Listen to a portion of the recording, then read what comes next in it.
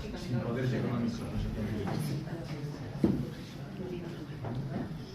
Bueno, buenas tardes a todos, bienvenidos a esta actividad de ACAE. Lo primero, agradeceros haber venido, haberos tomado la molestia de emplear un viernes por la tarde en venir aquí a este acto de homenaje a Polonia Castellanos y a su labor. Yo creo que es una cosa que de alguna manera se lo debemos todos. A ver, yo trabajo muchas horas conectado a mi ordenador y hace años empezaba a recibir unos correos de unos abogados cristianos. ¿Y estos quiénes serán? Claro, recibo un montón de correos todos los días. Mi labor en buena parte consiste en contestar correos. Y entonces resulta que aparecían unos correos de unos abogados cristianos. Bueno, pues la primera vez me hice mucho caso, pero como tenían la cualidad hoy en día un poco rara de ser pues, constantes y persistir en la labor, bueno, pues un segundo correo, al final acabé abriéndolo, me lo leí y digo, bueno, pues esto parece una cosa interesante, ¿no? Entonces, a lo largo del tiempo, pues digamos que el background de fondo de mi trabajo, pues abogados cristianos y Polonia Castellanos, pues que parece que están ahí, parece que de alguna manera trabajan conmigo, porque yo veo sus correos, veo su actividad, me piden cosas, veo iniciativas y sobre todo veo una parte del pueblo español que está en marcha y se resiste a ceder, ¿no? Y no solamente eso, es que además hace cosas, ¿no? Yo oigo a montones de personas que se reúnen para criticar, que se reúnen, pues no sé, para hacer una labor que en el fondo pues no trasciende más allá de su círculo, ¿no?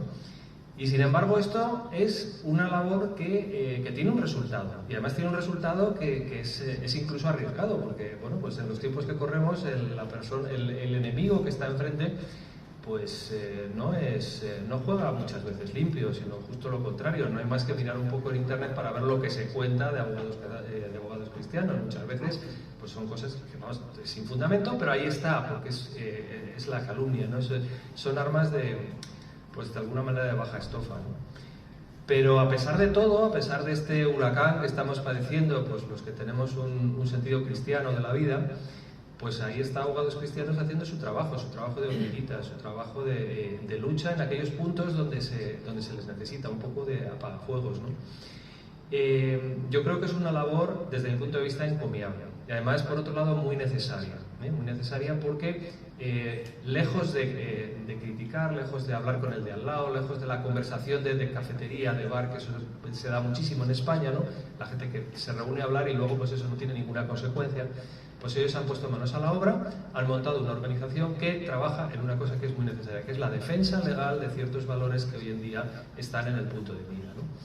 Entonces, a mí me gustaría, y por eso cuando Quique Garza lo propuso, pues yo creo que es una cosa que debemos hacer, pues dar las gracias por esto. No pasa nada, creo que es una cosa buena, ¿no? La hemos conocido, ha venido aquí, ha tenido la buena voluntad de venir aquí a este acto.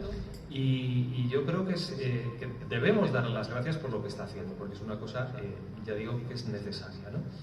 Entonces, lo que yo no pensaba hace años es que cuando recibía todos esos correos, y bueno, los he estado recibiendo hace poco, pues un día iba a estar aquí presentándola en este restaurante, el Horizontal, y rindiendo homenaje a una tarea pues que ya digo que creo que es una cosa muy útil, ¿no?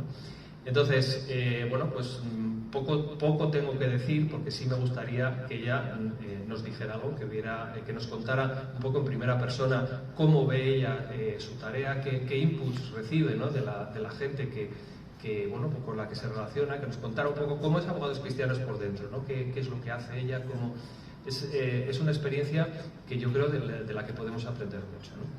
Entonces, nada más, creo que debo cederle la palabra y que ella nos cuente. Muchísimas gracias por venir. Pues muchísimas gracias a vosotros por la invitación, muchísimas gracias a Enrique, a Quique, que hace ya años que nos conocemos y al que también considero miembro de la asociación, porque tú sufriste aquella declaración de las FEMEN, ¿te acuerdas? Sí, entonces él también ha colaborado, además desde el principio. Y Abogados Cristianos, yo soy la cara, dice mi marido que para que me la apartan, pero Abogados Cristianos, aunque yo sea la cara, es mucho más. Abogados Cristianos también es Enrique, también es mi marido, también son mis compañeros de trabajo, también son todas las personas que nos firman, que me decís alguna por ahí, los socios. Cuando nosotros empezamos a ganar casos, Uno de los primeros casos que ganamos fue la retirada pública del Plan Parenthood español, la retirada de la utilidad pública del Plan Parenthood español. Fue uno de los primeros casos que ganamos y nos dimos cuenta de que habíamos ganado porque había mucha gente detrás rezando. Para ese caso enviamos varios emails a varios conventos y pedimos que rezasen por este caso, ¿no? Que recen por este caso, si Dios quiere, para que lo ganemos, y si es para que lo perdamos y lo tengamos que reenfocar de otra manera, pues Dios sabe más. Y el primer caso que ganamos fue porque había mucha gente detrás apoyando y mucha gente rezando. Entonces os agradezco muchísimo a todos, todo ese apoyo, todas esas oraciones, porque yo creo que es la clave del éxito eso, y como bien decías, la constancia, porque somos muy pesados, la verdad. Y hay veces que pienso, pero si no se dan cuenta de que somos muy pesados, que dejen ya las cruces y que dejen en paz ciertas cosas, porque saben que vamos a ir a por ellos y somos tremendamente insistentes. Otro de los casos que llevamos, muestra de esta insistencia, es un teniente alcalde de Callosa de Segura, que recuerdo, no sé si sabrán quién es, se llamaba Ismael, y él estaba muy afanoso en tirar la cruz de Callosa de Segura. En esta cruz, en la base de la cruz, había varios nombres, entre ellos 2 sacerdotes, pero había nombres de mucha gente del pueblo, había incluso nombres de republicanos, fíjense, de todo, de campesinos, republicanos, sacerdotes, de todo. Y él estaba muy afanoso en quitar esta cruz y sobre todo esos nombres, porque su abuelo era el responsable de varias muertes de los que estaban en la base de esa cruz. También él era republicano, su abuelo era republicano, e incluso había matado a otros republicanos. Entonces, no solo a gente del bando contrario, sino incluso a otros republicanos. Entonces él estaba muy afanoso. Salió en una rueda de prensa y se dedicó a insultarnos. Entonces, bueno, nos insultó y le interpusimos una demanda por vulnerar nuestro derecho al honor. Nosotros esta demanda la perdimos y encima la perdimos con costas. Pero la perdimos con costas y nosotros pensamos, bueno, si Dios nos ha mandado esto, tenemos que buscar la oportunidad de ver por qué nos ha mandado esta contrariedad en un principio. Perdimos esta demanda con costas, nos condenaron a pagar las costas y dijimos, pero vamos a ver, estas costas que nosotros tenemos que pagar, ¿cómo las ha pagado previamente él?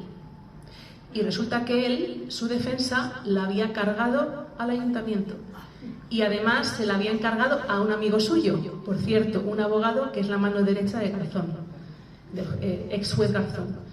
Entonces cogimos y dijimos, pues ya está, esta es la señal, le imputamos por prevaricación, malversación de caudales públicos y tráfico de influencias. Y ahora mismo está imputado este señor. Así que lo que hay que ver es muchas veces las oportunidades que te dan, aunque parezca que son contrariedades. Abogados cristianos por dentro, pues es tremendamente divertido. Nos llaman para insultarnos, bueno... La verdad es que hacemos porras, nos jugamos cervezas a ver a quién coge el insulto más simpático. Bueno, la verdad es que nos lo pasamos muy bien. Y no nos influyen para nada todos los insultos. Pues de hecho, pensamos, si es que si no nos llamasen y no nos insultasen, es que no estaríamos haciendo nada, porque no estaría picando esto que hacemos. Entonces estamos encantados con lo de el señor este de la SER, que hizo un llamamiento público para que nos llamasen, nos insultasen y demás. Pues recibimos, me parece que en un día, más de 1000 llamadas insultándonos, sobre todo insultándome a mí. Y me decían, mis amigos me decían, pero ¿qué tal estás? Digo, fenomenal. Digo, mira, nunca me habían puesto una querella tan fácil. Digo, tengo una lista de más de 1000 llamadas porque este señor estaba arengando y dando mi teléfono, el teléfono del despacho. Digo, así que esto es estupendo. Digo, yo ya lo veo en términos jurídicos. Digo, este pobre tonto no se salva de la querella y de la imputación, efectivamente. El día 1 de febrero tiene que declarar. Así que tratamos de, cuando tenemos contrariedades, que tenemos muchas, de tratar de darle la vuelta, Recuerdo también un juicio que tuvimos en Gijón contra la patronal del aborto. Y en este juicio de Gijón nosotros presentamos una demanda contra la patronal del aborto, que son 32 abortorios de España, además los más importantes. Pusimos esta demanda y llegamos a la audiencia previa, que es donde, que lo sabe, donde se proponen todas las pruebas, ¿no? Entonces nosotros empezamos a proponer pruebas todo ordenadas en archivadores, con una hoja, y la jueza nos decía no, no, no, no, no. Y ya nos admite una al final. Y entonces la otra parte, el abogado de la patronal del aborto, protesta porque nos habían admitido una prueba. Y le contesta la juez: si usted no se preocupe, si yo la sentencia ya la tengo. Y dije yo: pues mire, señoría, yo el día del juicio me voy a dar una vuelta por Oviedo. ¿Yo qué voy a hacer aquí en Gijón? Sin nada que ver, si ya el juicio ya está hecho. Entonces dijimos: pero no nos tenemos que quedar así. Tenemos que conseguir que nos admitan estas pruebas. Así que la providencia hizo que una mujer que había abortado y que había pasado secuelas, porque el aborto todos sabemos que conlleva unas secuelas, y esto es evidente, una mujer que había abortado se pusiese en contacto con nosotros porque la habían engañado sobre lo que era el aborto. Entonces, a través de esta mujer pusimos nueva demanda y pusimos todas estas pruebas. El abogado de la patronal del aborto pues vio nuestra estrategia y dijo que habíamos utilizado a esta mujer. No la habíamos utilizado porque es ella la que se había puesto en contacto con nosotros y su caso era verídico, vamos, teníamos todos los informes médicos que lo avalaban. Pero que bueno, que esta mujer lo que nos había servido es a nosotros para aportar todas esas pruebas que nos había rechazado. Entonces yo dije: pues es verdad, el abogado de ACAI, de la patronal del aborto, tiene razón. Digo, entonces, ¿por dónde voy a salir yo? Pues por donde salen ellos. Eso me lo dices porque soy una mujer. Si no fuese una mujer, tú esto no me lo diría. Te voy a poner una queja en el colegio de abogados. Y al final me admitieron las pruebas, el otro se cayó y ganamos la sentencia. Y además ganamos la sentencia ante el Supremo, que es una sentencia importantísima, porque dice que el negocio del aborto engaña a las mujeres, incluso llegando a poner en riesgo su salud, mintiendo sobre estas secuelas y con el objetivo de ganar más dinero, como es evidente. Entonces, es un trabajo tremendamente divertido porque el contrario te hace reinventarte constantemente. De hecho, ya nos conocemos, ¿no? Esto es como la guerra de las galaxias, o estás en un bando o estás en el otro.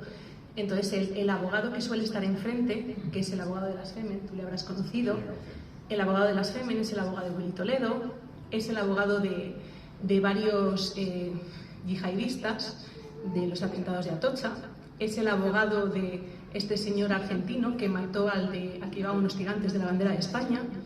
Entonces, al final, esto es la lucha más vieja del mundo, ¿no? Y sí, es una joya.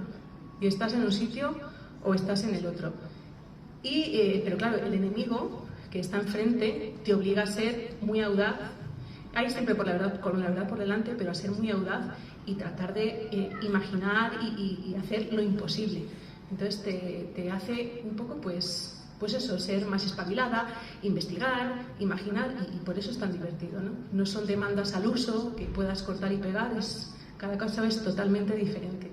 Otro caso que tuvimos, que este fue escalofriante, es el de la trata, y es cómo el negocio del aborto está vinculado a la trata de mujeres, lo cual es lógico, ¿no? Porque si vienen mujeres que las obligan a prostituirse, se prostituyen, por lo tanto las obligan a abortar en contra de su voluntad, y hay ciertos convenios o negocios entre los centros de abortos y estos negocios de trata.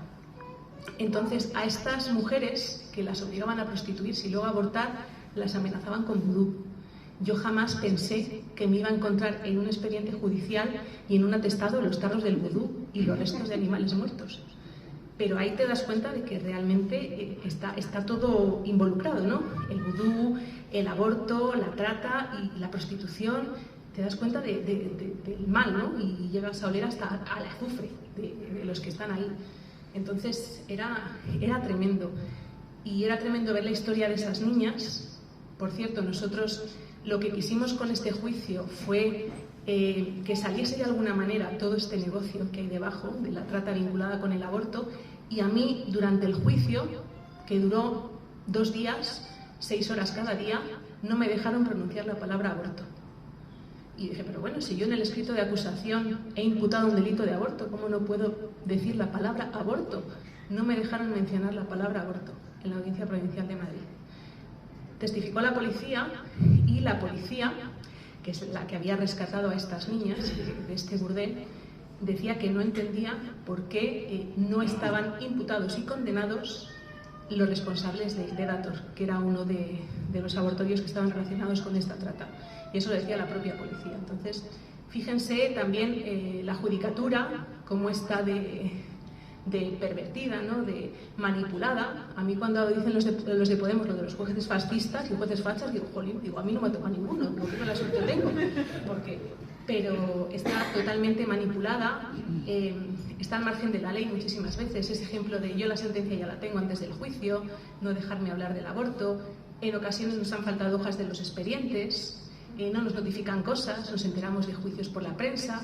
Entonces son todas las jugadas del mundo. Y yo creo que ellos tienen que estar rabiosos porque dicen, a pesar de todo, estos pesados siguen aquí.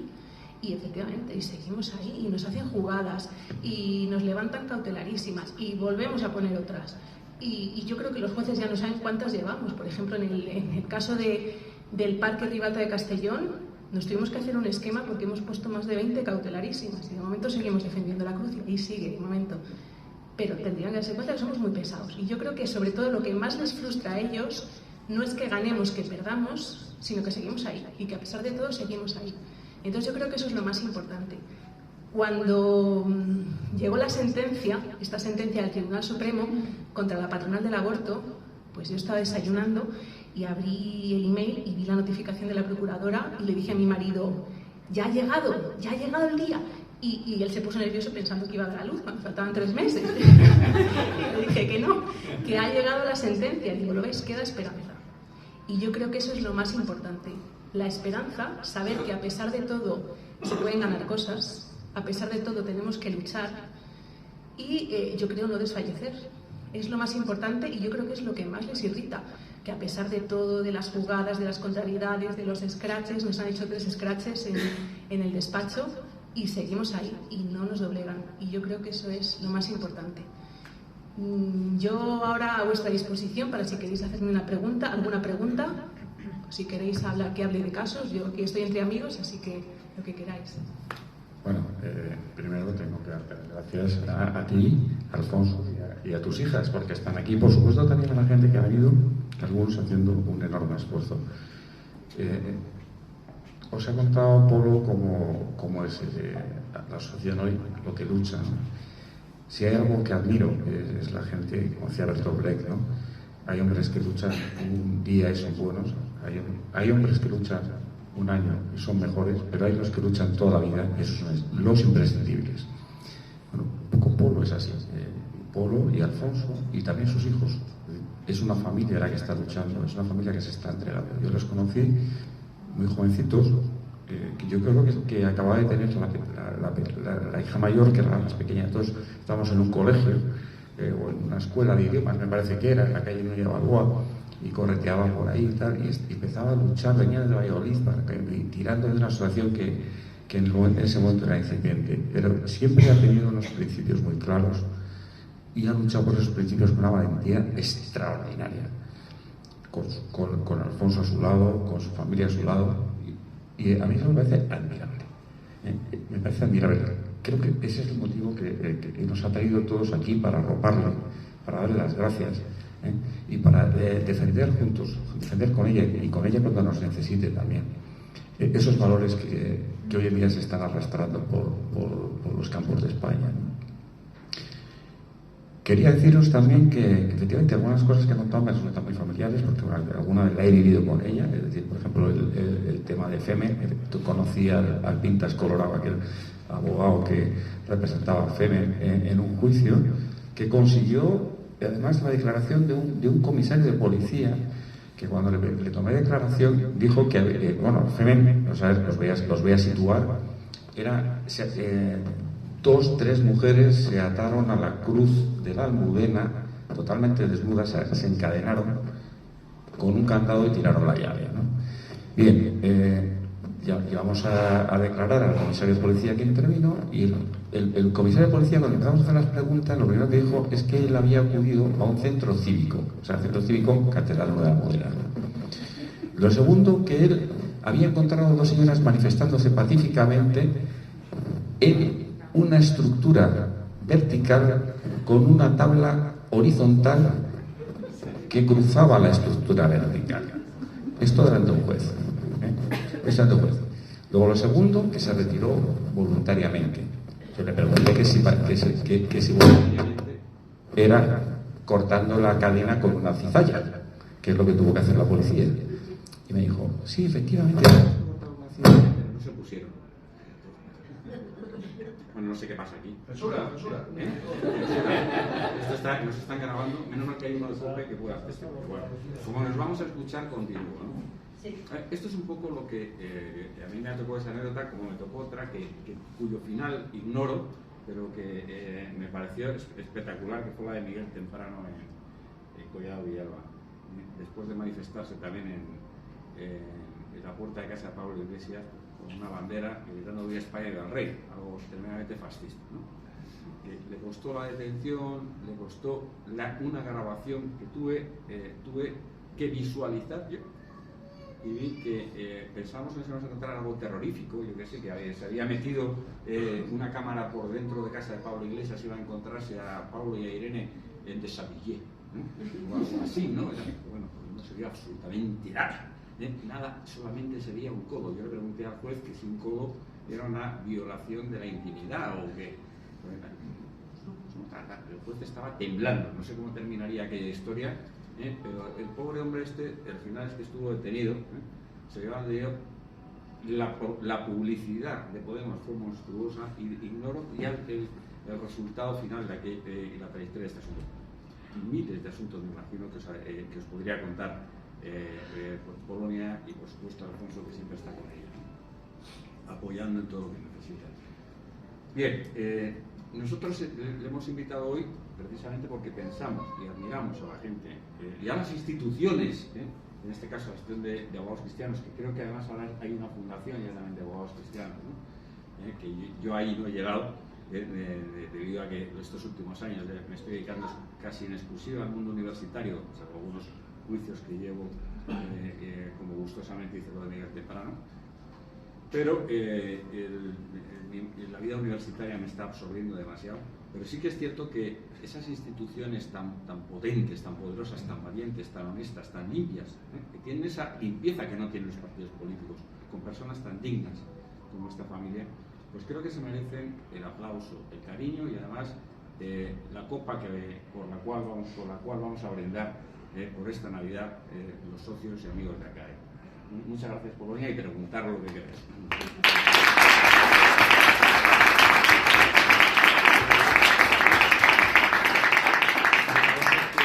Parece que Luis tenía una pregunta. Sí, bueno, en primer lugar, felicitaros a los tres, especialmente a Polonia, por su expresividad, por su claridad y por su forma de manifestarse. Yo no soy abogado, pero sin embargo hay una cosa que sí me produce una cierta curiosidad. Vamos a ver, la pregunta es la siguiente. ¿Es en la actualidad de España, esto que se le llena la boca a los llamados demócratas, un Estado de Derecho? No. ¿Es independiente el Poder Judicial o está bajo la bota del poder político? Sobre todo cuando gobierna la izquierda. Yo creo que la respuesta ya la sabes. No es un Estado democrático. En el momento que te pasa todo esto con los jueces, en el momento que hay jueces que pasan a la política casi ipso facto, en el momento que el fiscal general o la fiscala general anterior resulta que era la amante de Garzón y además había sido del partido del gobierno, en el momento que ahora quieren poner en el Consejo General del Poder Judicial y en el Tribunal Constitucional a exministros, no es una democracia. España no es una democracia. España cada vez se parece más al 36. Lo que pasa que nos falta gente del 36. Es decir, nos falta gente que sepa luchar y que sepa pelear y que no tenga miedo. ¿Dónde han dejado al pobre Kelsen, del que presumen? Pero no es una democracia. Y la izquierda, esta izquierda es una izquierda totalmente dictatorial. Es un comunismo dictador y es una apisonadora ideológica que no le importamos ni los ciudadanos ni las mujeres, que se llenan la boca hablando de las mujeres, no le importamos en absoluto, pero no es una democracia. El Poder Judicial no es independiente, sí que hay algún juez díscolo por ahí, pero que yo supongo que luego les tocará sufrir, pero lo de los jueces es tremendo. Hay jueces, nosotros los llamamos jueces contra la democracia, pero ellos se llaman jueces y juezas por y para la democracia. Para nosotros son jueces contra la democracia, que son jueces que se niegan a aplicar un artículo del Código Penal porque dicen que están en contra del delito contra los sentimientos religiosos. Entonces, en el momento que hay una asociación de jueces de izquierdas que te dice que hay un artículo del Código Penal que no aplican, dices, pues bueno, pues apaga y vámonos. Si un juez tiene que limitarse a operar con las leyes que tiene, le podrán gustar más o menos, te podrá gustar más la ley del sí es sí o el Código Penal y el artículo contra los sentimientos religiosos, pero es que eres un funcionario al final y estás al servicio de las herramientas que te dan, y la ley dice lo que dice, y entonces no es una democracia. Bueno, solamente quiero añadir una cosa, la explicación es clarísima. Las dudas que yo pudiera tener sobre el particular, debido a que no conozco la profesión, lo que sí es cierto es que coincido completamente. Me alegro muchísimo la aclaración y debo decir, para que quede claro, que me llamo Luis López Novelle y soy uno de los fundadores de ACAE, efectivamente. Muchísimas gracias, Polonia, de verdad.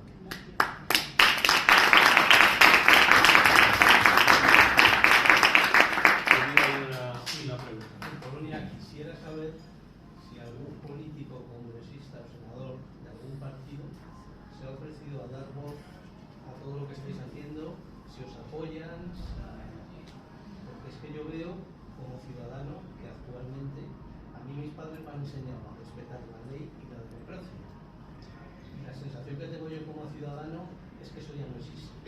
Entonces, como ciudadano, si ningún político hace algo por respetar la democracia y la ley básica que hay en este país, que es la Constitución, ¿qué nos queda a la gente en la calle? Pues mira, yo creo que más que respetar la ley, lo que hay que hacer es respetar nuestros derechos, ¿no? Esto es como yo soy ciudadano romano y tengo unos derechos, pues es lo mismo. Yo, por ser católica y por ser mujer, tengo una serie de derechos. A mí siempre me dicen, oye, es que los católicos sois de los de la otra mejilla, deja que te linchen y que te critiques. No, yo tengo unos derechos y a mí me tienen que respetar mis derechos fundamentales igual que al resto. Y tengo mi derecho a la libertad, tengo mi derecho a la libertad religiosa, tengo el derecho a la vida. Entonces, se trata más que de respetar la ley, porque las leyes cada vez son más odiosas y están peor hechas, ¿no? Teniendo los que tenemos en el gobierno, pues tampoco se puede pedir peras al olmo.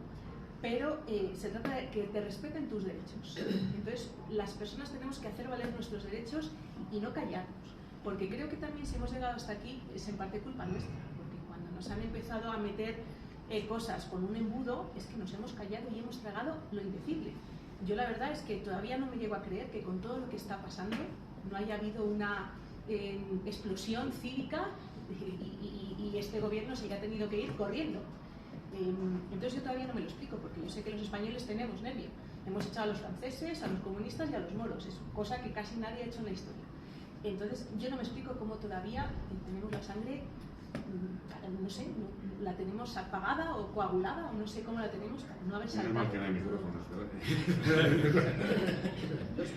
Pero Polonia, ¿estáis realmente enfrente de todos los políticos? ¿De todos? No, hay algunos políticos que nos han dado voz. Pues quiero saberlo. Sí, estuve hace poco en el Parlamento Europeo porque me dio voz una eurodiputada de Vox. Es una gran persona además. Y ahí nos han dado voz en la Asamblea de Madrid. Algún político del PP, todavía alguno, pocos, pero alguno que nos ha dado voz también en alguna ocasión. De Podemos nos mencionan mucho, pero no nos dan voz. Pero sí que nos suelen sacar de vez en cuando en el Congreso. O sea, hay que seguir.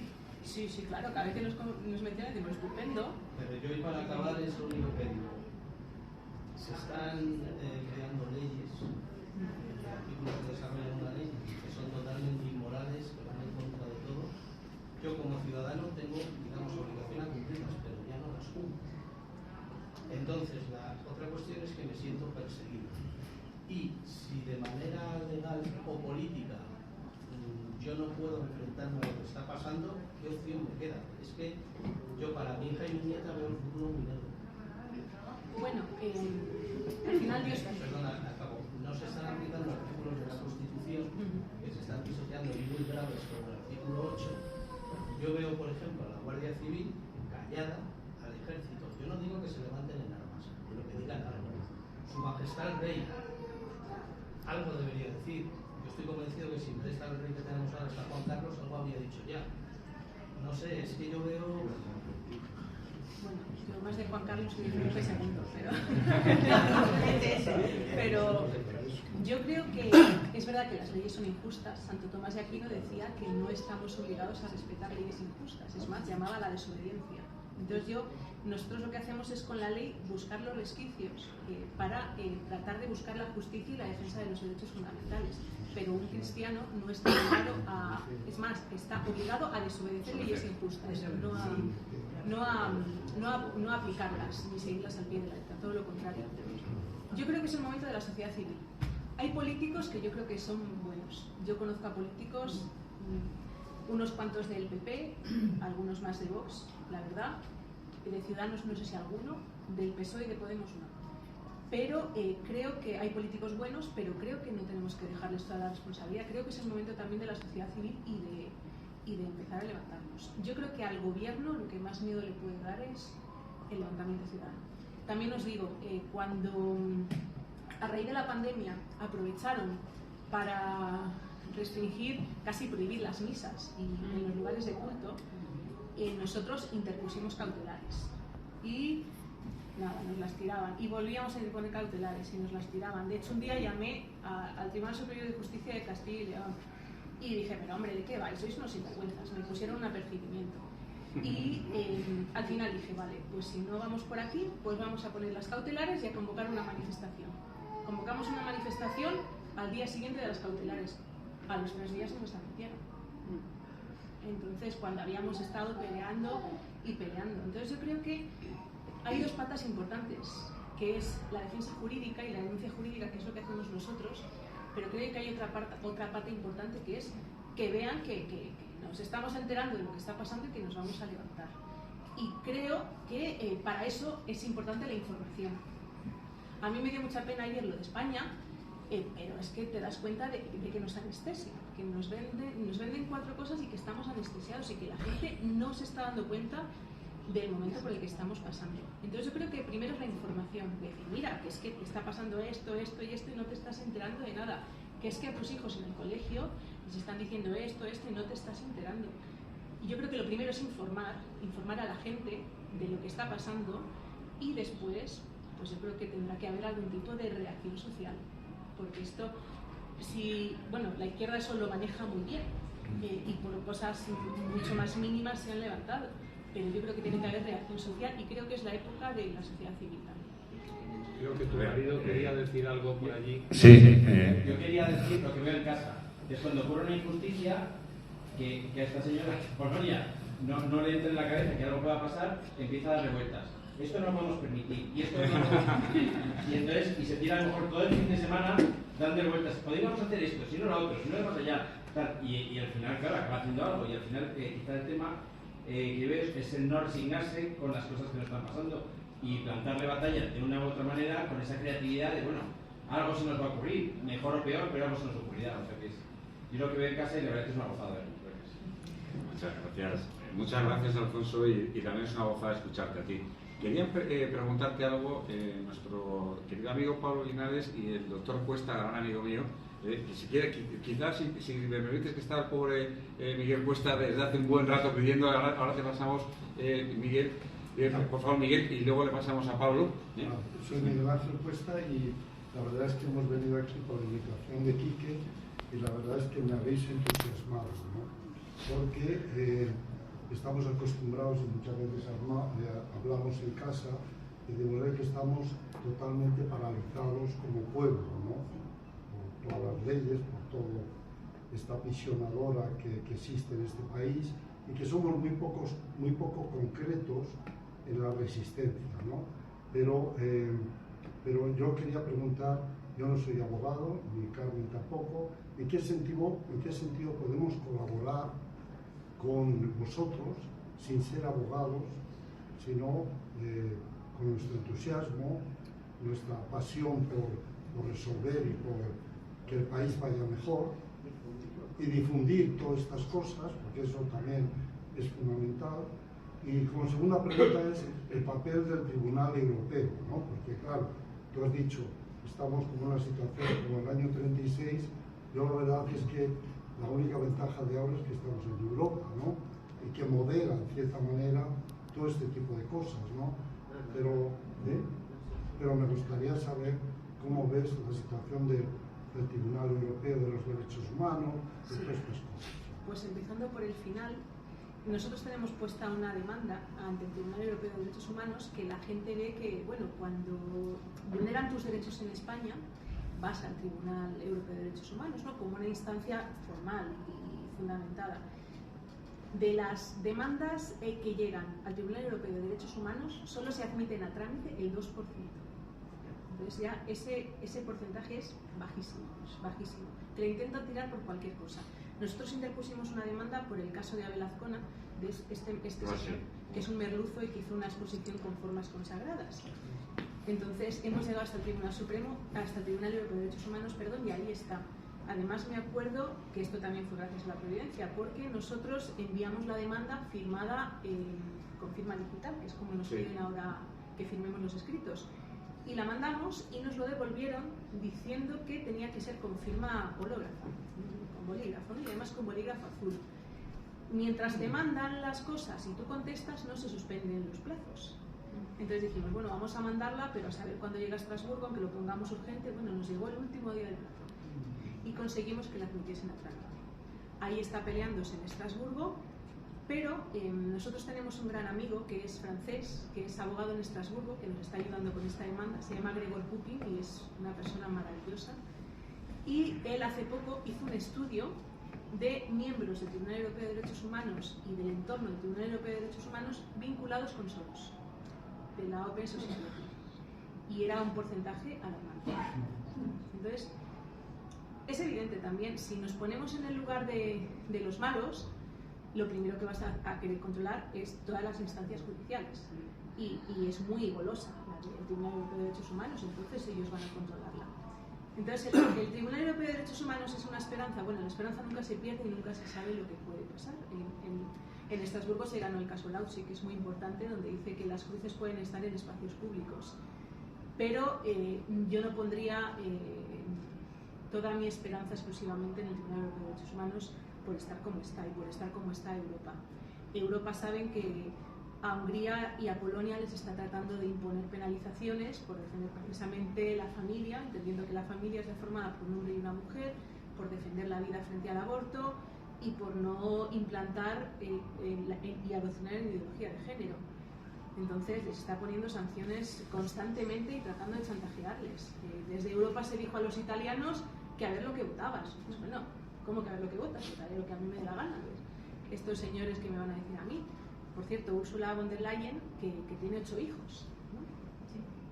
Entonces, ¿Europa qué es una esperanza? Pues yo diría que más que la esperanza de Europa está en determinados países y en ver cómo van avanzando determinados países, cómo va avanzando Italia, cómo va avanzando Hungría, cómo va avanzando Polonia. Suecia me parece que ha sido otro que también ha avanzado. Entonces yo creo que la esperanza es ese posible contagio. Si no amañan las elecciones, porque también vemos lo que pasó en Estados Unidos y en Brasil. Que yo, eso, claro, cuando ves que, con todos mis respetos, que una cajera está en un ministerio, pues no va a dejarse tan fácilmente quitar de medio. Entonces, también el miedo a que las elecciones sean transparentes.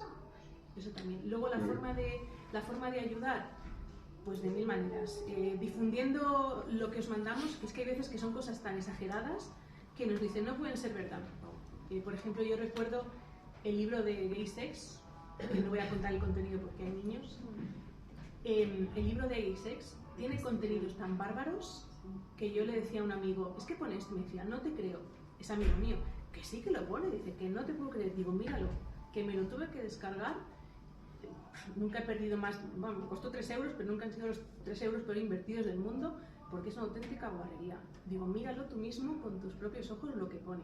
Entonces, difundir todo lo que está pasando, eso me parece fundamental. Luego, las ayudas, siempre que se pueda, son bienvenidas, la oración. Luego, pues en el juicio de Akai, por ejemplo, nosotros fue al final a declarar, con esas pruebas que al final me admitieron, fue a declarar un psiquiatra, fue a declarar un ginecólogo, así que todo es bienvenido. Y luego, siempre que alguien vulnere sus derechos fundamentales, ahora muchos médicos, por ejemplo, con el tema de la objeción de conciencia, con las leyes de eutanasia y las leyes de aborto, pues la manera de derogar leyes es a través del recurso de amparo, que los partidos políticos han puesto los recursos de amparo, Luego el Tribunal Constitucional tarda 12 años en resolver, pero bueno. El Defensor del Pueblo, que lleva años en espera. Y la tercera vía que tenemos nosotros es derogar una ley a través de una vulneración de derechos fundamentales en un caso concreto. Entonces, un médico que venga y que se ponga en contacto con nosotros porque le quieren inscribir en un registro de objetores en contra de su voluntad y en contra de la propia ley de protección de datos, porque le quieren obligar a no sé qué, porque le quieren obligar a que dé cuál es su opinión, algo totalmente ilegal, sobre el aborto, sobre la eutanasia. Esos casos a nosotros nos pueden ayudar para derogar estas leyes. Así que ayudas muchísimas.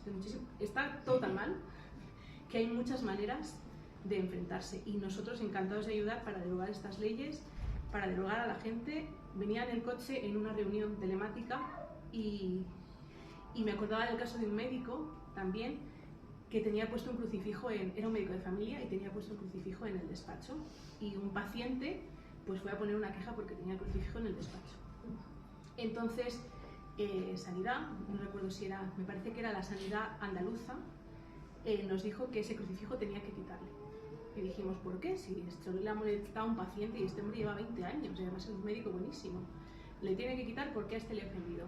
¿Por qué le tiene que quitar? Al final nos dijeron, porque es del propio hospital, es del propio... Dijimos, vale, pues que quite ese. Total, que nosotros difundimos una campaña y empezaron a mandarle crucifijos, fotos del Papa, de la Virgen, de San José, de Santiago Matamoros, y una pared desnuda que tenía un crucifijo acabó siendo un altar con 20 fotos del Papa. No volvieron a decir nunca nada más y nunca a ningún médico le han vuelto a decir nada de los crucifijos. Entonces, muchas veces el caso de uno sirve para muchos más. O el profesor de biología, que tenemos todavía el caso, que dijo en clase que hay 2 cromosomas XX, hay 2 cromosomas X e Y, y según se junten, pues naces hombre, naces mujer y no hay más. Y a este le suspendieron de empleo y sueldo. Pues al principio le daba muchísimo miedo, pero dijimos, no, es que no es tu lucha, es la lucha de muchos, porque como tú te calles, va a haber otros 4, otros 5, otros 20 que les van a hacer lo mismo que a ti. Ahora, como tú armes revuelo y protestes, esto se va a quedar aquí, y efectivamente. Es la lucha de uno, a lo mejor siempre con nuestra ayuda y con la ayuda de Dios, pero que sirve para ayudar a muchos.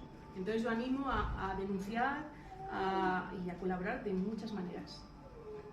Bien, nuestro querido Pablo Linares, que está por ahí levantando la mano, quería decirnos algo, y siempre es muy bienvenido, y de su opinión además siempre es una opinión inteligente y normalmente sarcástica.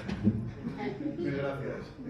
Enhorabuena de todo corazón de decirte que, bajo mi punto de vista, te estás quejando amargamente, y creo que tienes razón, porque no hay una corriente social que la gente se eche a la calle a defendernos de lo que esté pasando. Si quieres ver a la gente de la calle, espérate. La única manera que tenemos de averiguarlo si España gana el Mundial, no te preocupes, que España se echará a la calle. Únicamente lo veremos ahí en ese momento, ¿no? Y luego quería preguntarte si estáis teniendo algún apoyo por parte de las altas autoridades eclesiásticas de este país, o si por el contrario se está pasando lo mismo que nosotros en la Asociación para la Defensa de los Reyes Caídos, en la defensa de la cruz más grande de la cristiana. Ya, pues sí, ya lo sabes. Pues bueno, tenemos, la verdad es que tenemos varios amigos, sacerdotes, nos llevamos bien con gente de la conferencia episcopal, pero sí que es verdad que somos una asociación totalmente al margen de la Iglesia. Sí que es verdad que algún sacerdote nos ha venido a decir, tenéis que hacer esto, esto y esto, y le hemos tenido que decir, no, que nosotros no le pedimos permiso, que nosotros en tal caso le informamos de que vamos a ir para que no se tire esta cruz, pero que nosotros no le pedimos permiso. Entonces, tenemos buena relación, pero al final somos totalmente independientes.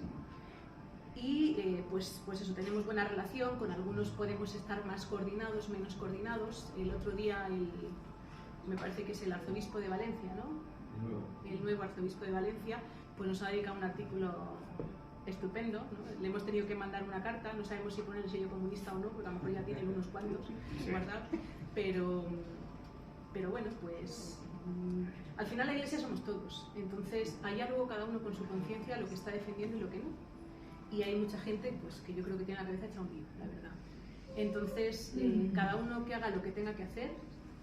A mí lo que haga la Iglesia pues no me distrae. Sí que es verdad que ellos tienen sus tiempos y tienen su diplomacia. Yo no soy muy diplomática, yo soy de acción. A mí no me gusta perderme en discursos y en negociaciones. Entonces, ellos que tengan su espacio, que tengan sus tiempos, yo voy a lo mío, la asociación va a lo suyo, y vamos a defender las cruces y vamos a defender España y allá cada uno lo que tenga que hacer. Después ya rendirán cuentas, ¿no?, a San Pedro. Si me permitís, vamos a hacer una cosa. Ya que has mencionado a Abel Azcona, la verdad que el mundo es un pañuelo, ¿no? Y Abel Azcona, la primera referencia que tuve fue precisamente por Abogados Cristianos, y luego me tocó sufrir el fenómeno de Abel Azcona en primera persona, una cuestión familiar. Abel Azcona, no sé, para los que no lo sepan, era un individuo que iba robando sagradas formas consagradas y las llevaba a un sitio en Pamplona en el que hacía una exposición en el suelo. Ese sitio, casualmente, era la tumba del abuelo de mi mujer. Cuando se exhumó el cadáver de Sanjurjo, del abuelo de mi mujer, hay en Pamplona una orden tipo los caballeros de Malta, una cosa parecida, una orden medio religiosa, que no recuerdo cómo se llama, los caballeros de no sé qué, que casi todos eran de vocación carlista, ¿no? Y eran los que se ocupaban de custodiar y mantener aquello de una manera digna, ¿no? La cripta en la que estaban enterradas bastantes personas. Un día me llamó uno de estos caballeros y me dice: mira, aquí que hemos encontrado micrófonos y cámaras dentro de la cripta y están grabando todo lo que hacemos y todas las misas que celebramos dentro. Entonces, la policía ha levantado unas diligencias y me han dicho que las huellas digitales pertenecen a Abel Azcona. Se abrió un procedimiento de instrucción que aquello quedó archivado y desapareció. Hay determinados delitos que los haga quien los haga, al final pasan, efectivamente, pasan mal. Una cosa comentaba Miguel antes, dice, bueno, ¿qué podemos hacer?